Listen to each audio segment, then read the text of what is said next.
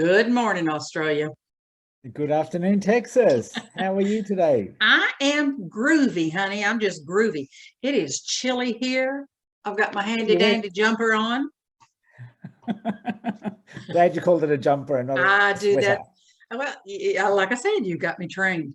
How's the weather on your side of the world? It's gearing up to be a really hot day. It's going to be Oh, really? about 35 degrees, which is probably over 90 Wow. in your language. In my Mm. my language. Mm. Boy, you know what? I am best in warm weather.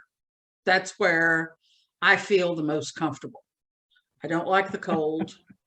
I don't like it at all because In you know summer. me. I like to be around the water. Yeah. I like to be around the water. Well, let's spin the old globe, if you will, and Sure. you spin it and I'll stop it.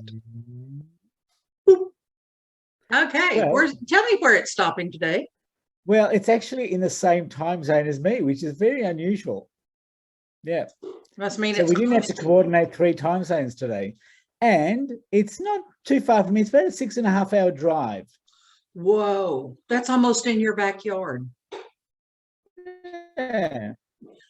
It's just up the road, really. And it's from Sydney. She's from Sydney.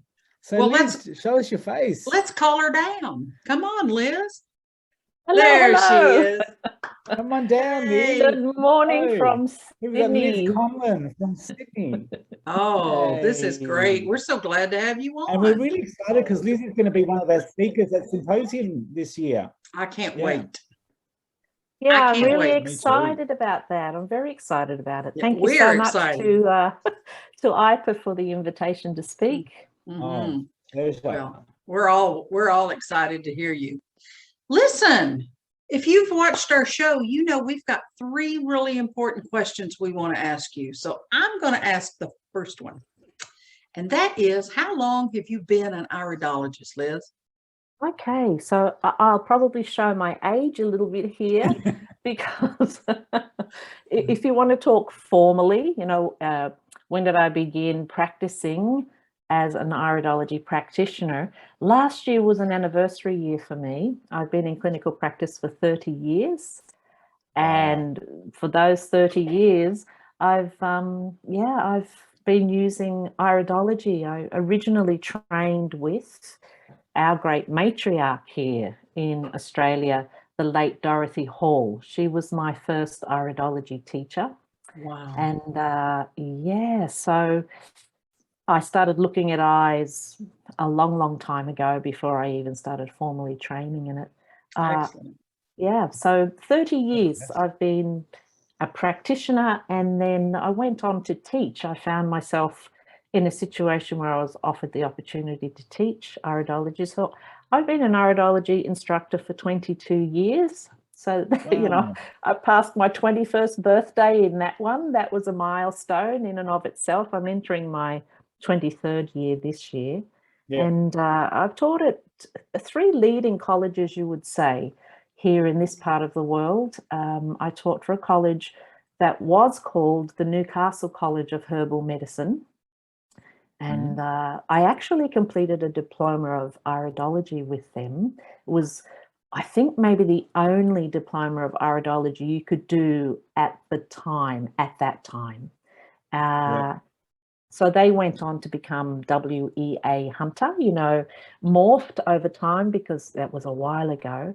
I also taught iridology for a college in Sydney here called the Australasian College of Natural Therapies, ACNT.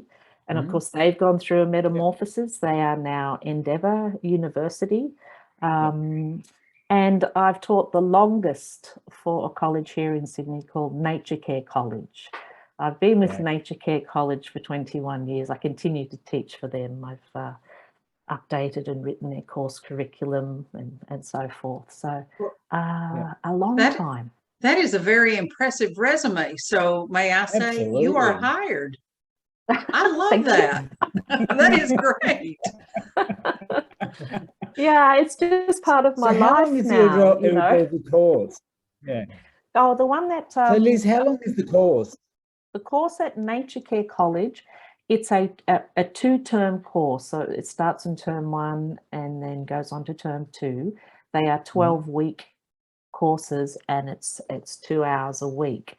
So 48 hours. And I would say in introductory, intermediate iridology. Now, the interesting thing is it's part of the advanced diploma program for the students who are studying to be naturopaths. Beyond that, though, we've had it approved with our largest governing body, our largest association for practitioners here in Australia, the Australian Traditional Medicine Society. I've been with them for 30 years as well. And they have approved it for, you know, postgraduate practitioner CPE, what we call CPE here, continuing points for education. So it is a certificate course here. You can do it as part of the advanced diploma, or you can come in and do it as a standalone if you've been in practice for a fair amount of time, or if you perhaps studied at a college that didn't teach iridology, because some of them don't these days. It's not part of the program everywhere. So yeah, we get people from those two inlets coming in. That is awesome. That is awesome. Yeah. And it is Liz, IPA standard, actually. It is IPA standard, the course. Ellen is my IPA person. And she's been such a wonderful support to me over the past 15 years, actually, because I really wanted to make sure that the course was international standard. And Ellen's been my mentor and my guide, and she's my IPA person. I love her to death. So, she's my IPA person too. Me too. Yeah, me too. So what inspired you? Like, I mean, I know Ellen's inspired you in the last 15 or so years. What first inspired you to do iridology? Yeah, okay, that was very, very interesting. I had started Teachers College when I left high school. I felt my calling was to teach, and of course it was, because that's what I'm doing. But I also thought, oh, there's something more that I want to do with the teaching. And I had a family friend who had completed her studies with Dorothy Hall, and she was in private practice as a herbalist, iridologist. And I thought, that sounds interesting. So I went along for a consultation with her simply out of curiosity.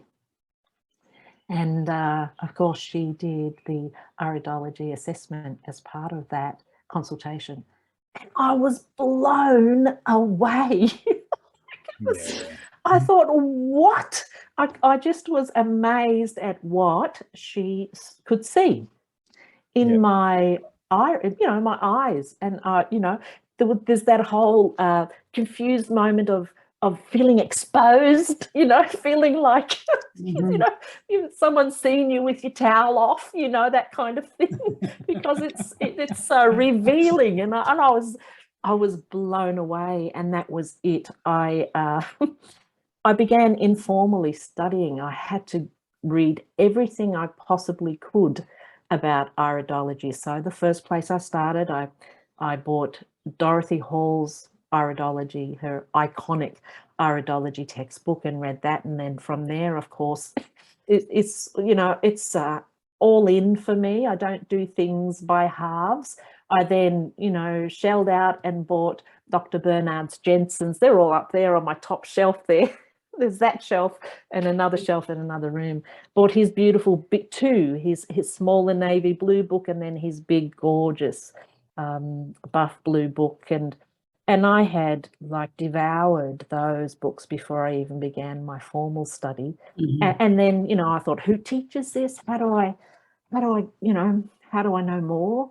And Dorothy Hall was the one sort of closest to me that I was able to study with initially. But I had such a commitment to it that I was willing to travel far and wide if I needed to. At that time, Dorothy had closed her college in Sydney. She's gone to semi-retire in the Southern Highlands, but she was teaching her course as a composite. In those days, we called them correspondence courses, Mhm. you know, distance learning. And then we did weekends all the way down in Moss Vale. She hired out the local TAFE college and we would do our weekend classes there. So it was a combination of distance learning and face-to-face. And then, you know, I still needed to know more. I had to find out who else in Australia. I'd, you know, then travelled every week all the way up to Newcastle. In those days, we didn't have the fast freeway, so it was a 3-hour trip one way. It was a 3-hour trip back because we had to go the old Pacific Highway to complete my diploma of iridology with them. And I was already in clinical practice at that point. But because I'd done all of this background reading and study, I aced the class. I did really well with it. And they said to me, we want you to come back next year and teach the class. We want you to come back and teach the class. So I started teaching their advanced iridology class and supervising in their student clinic. That's amazing. That's awesome. And then, of course, I found IPA. And that So, was Liz, I used to teach maths, and if you've been in practice for 30 years and you've done all this study before that, you must have started when you were like 12. I'll say my early 20s. Okay. Say age Awesome. 20, probably 22. Age 22 is when I started. Yeah. Wow, So I had done probably 5 years of reading, you know, before I started formally studying it. Yeah. And then you know, Tony Miller, our superstar here in Australia, Tony started running, you know, the conferences and symposiums. And in 2001, she ran her first one here in Sydney. Of course, I had to attend. You know, she had people in from all over the world. And John Miles was presenting at that conference, and he spoke about this organisation called IPA. And I thought, I've got to join. So I joined IPA in 2001. And I've really enjoyed my membership. You know, I've got all my old certificates all the way back, you know. And it was in the days before we did too much, you know, with the internet. So I have, you know, my newsletters. We used to get everything via newsletter. There's Ellen as president and, you know, the tribute to Dr. Bernard Jensen. Mm-hmm. So I've taken a trip down memory lane. Wow, yes, you have. Today. And it's when we used to get things, you know, via CD and things like that. Yes. So, so I just kept devouring. It's a passion. I've just kept going. Good on you. Excellent. Well, so as long as you've been doing this and as many eyes I know that you have seen, can you tell us, share with the audience, maybe what one of your favorite signs would be, or a type of eye, if you will? Yeah. Well, I've watched everybody else's chat with you, and I know a very big favorite is the collarette, and I would, you know, second that. I would echo everything that's been said about the collarette. So, you know, rather than repeat, I have to honestly say, as a very close second to the collarette, for me, it's a passionate interest in the hematogenic eye, the dark brown eye. And the reason for it is this. When I did my original studies with Dorothy, it was what we'd call the Australian system. And there were no European genotypes. So the course was very heavily light-coloured eyes. There wasn't much said at all, a little bit, but not much said at all about the dark brown eyes. And I'm a hematogenic person. I've got very dark brown eyes. And I felt like I didn't have a place. Like, well, I know all of this about all of these light-coloured eyes. My family of origin, my mother, well, we would call her a mixed biliary eye. My father, very dark chocolate brown hematogenic. So, you know, they produced 5 children, 3 of us, very dark hematogenic, and 2 actually lymphatic, 2 lymphatic, hydrogenoid lymphatic irises. And I just felt like there wasn't enough in my foundational learning about the hematogenic eye. And so that's when I travelled to Newcastle 6 hours a week, just the travel, that's just the travel. You know, I started to learn the European genotypes, and there it was, the hematogenic eye. And I became very, very excited about that because I felt that I now had a place, that there were things about my eye that I could know and learn about, and, you know, my siblings' eyes. And as it's turned out, I've given birth to 2 hematogenic children. So, yeah, I have a great interest in the dark brown eye. And I work in an area of Sydney here, my local area, Woodcroft. The local affectionate nickname for Woodcroft is Phillycroft because it's full of Filipinos. Oh, Full of Filipinos, yes. this suburb, and then the other high density population, I would say, are folk from India or Fijian Indian people, so Hindu and Sikh. And then in the suburb behind me, lots of Polynesian folk, New Zealand, Samoa, Tonga, Rarotonga. And then over that way, over near the hospital, we have our African population, so Sudanese and Ghanaian. So lots of dark brown eyes in my local demographic. And then the colleges I've taught at, you know, I've photographed the eyes of Japanese students.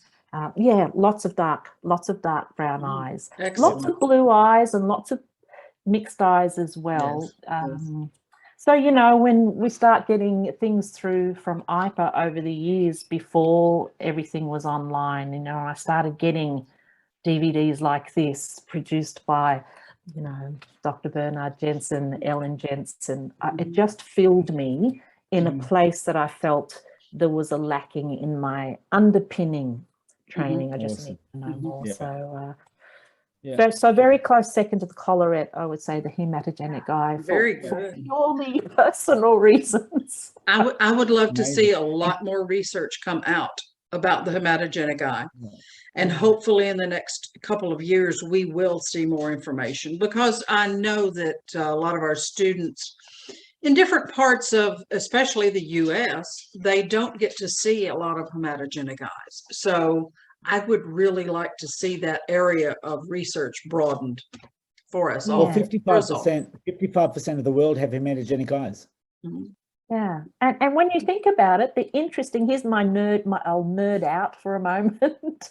I mean, historically, you know, anciently, everybody was brown-eyed. The blue-eyed people, it was actually a genetic glitch that produced the first blue eye, and then on from there. So it's from whence we have all sprung, if that makes sense. Yeah. Well, we have come to that point in our broadcast where we would like to play a little game. There's our board. And we would like for you to pick a number between 1 and 36, if you will. 1 and 36. I'll go with the number 7. Number 7. It's always a lucky number. That's what the number that Chris picks all the time. Yeah. Yeah, it's my favorite number. All right. Here we go. Ooh, good. This is a good one. They're all a good one. They're all Should we be nervous? No, Should I grab not a textbook? I'll grab a textbook. Should I be nervous? Not at all. This is this is a good question. Okay, so what 3 individual words would you use to describe iridology to someone who has never experienced it? Yeah, that is a good one. That takes a little bit of thinking. It takes a little bit of thinking, but it's very, Yeah. So just words, not sentences, just words. Just 3 words, just 3 Okay. individual words. All right. So the first word I would use is guide, because it guides me as the practitioner. Yes. The second word I would use is, you know, genetic or inheritance. okay, one of those two, because it's our blueprint, of course, of what we've inherited. And probably the third word I would use would be potential. And the reason for that is, you know, what we see in the eye, there's a potential. There's either a potential for vulnerability, or there's a potential for great strength, depending on what is there, and whether or not an iris sign is latent and asymptomatic, or activated and symptomatic. So yeah, very good. Chris, have you thought about your 3 words? Yeah, I was going to say predispositions. I was going to say genetic, and I was also going to say, well, I was going to say not potential, but something like a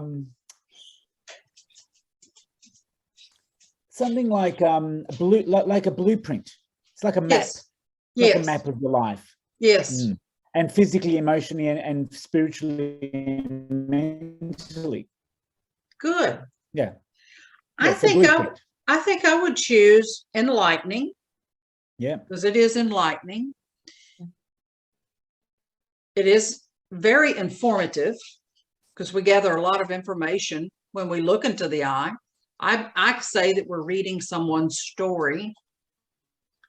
And I would probably say something like historical, maybe, because we see those family patterns. We see the history that can potentially be indications for us. So I'm going to go with that. That's not bad. Great. You know what? The 3 of us just came up with, the 3 of us came up with 9 words to distinctively identify iridology to someone that's never heard anything about it. Awesome. Now, you know what? That's progress right there. That's progress. Okay. I love it. Liz, I have enjoyed this. I know that our viewers are going to love it. They are going to eat this up. Yeah. So I'm so happy to have you on. I'm happy to meet you for the first time. I follow you on Facebook. I hope our viewers that are watching this, they follow you as well, and they look for you and seek you out for some guidance and more information. So I can't thank you enough for being a part of our show. Thank you for the invitation. I've really loved watching. I've watched everyone. I've been following you both. It's a beautiful way to get to know people and to feel like a part of a global community. I really love that part. So, we love it too. Thank you both so much. That was our mission. Yeah. Well, mission accomplished. Mission accomplished. And I know you've got many more people to speak to. It's a beautiful idea. And thank you so much for inviting me. I've had a lot of fun this morning. Yes, indeed. Awesome. Thank you. Good night. Good day. Good day. Good day. Good night for me. Good day for y'all. Good day.